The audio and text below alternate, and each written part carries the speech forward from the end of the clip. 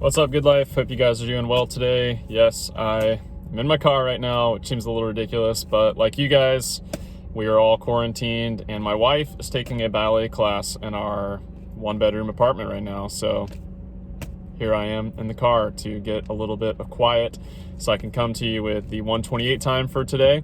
And I just wanted to come out of Judges, and if you're anything like me, Judges wouldn't be necessarily what I would maybe pick up and want to do my daily devotional on. No offense to Judges, but it's one of the things I love about the Good Life journals, that it forces me to read through the whole of Scripture and get the whole picture of everything that's going on. And I thought there was something interesting today in Judges.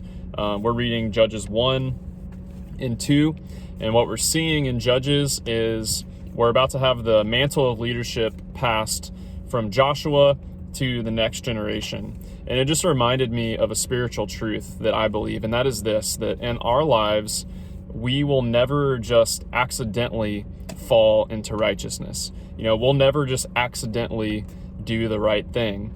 More often than not, or I would say almost every single time, if we just allow, ourselves to be on autopilot and we allow things just to happen in our life, we're never going to veer towards righteousness. We're always going to err on the side of unrighteousness. And I just want to read this because it just reminded me of, how Joshua and before him Moses, it seemed like they had really fought to keep God at the center of the people of Israel. And then very shortly after, things kind of fell apart. And it says this: it says that Joshua, the son of Nun, the servant of the Lord, he died. And then it talks about burying him north of the mountain of Gosh. And all that generation also were gathered to their fathers. So the generation of Joshua now is gone, and it says this. It says, "And then there arose another generation after them who did not know the Lord or the work that he had done for Israel."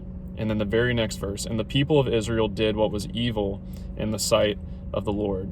It was only one generational difference that went from someone following God and trying their best and following in his way to the very next thing we read: "There arose a generation after them who did not know the Lord, and the people of Israel did what was evil in the sight of the Lord." This reminds me that in my life and in your life today, I would encourage you that the spiritual disciplines of our life don't always just come naturally to us. And I think that's okay to acknowledge, because the reality is if we always do what we feel like in the moment, we probably aren't going to make the right decision. So I would encourage you to make some spiritual disciplines a part of your life: reading Scripture, praying, spending time with God, and make it a marker where you just say, whether I feel like it or not, this is something I commit to doing. I'm the kind of person who's going to do this.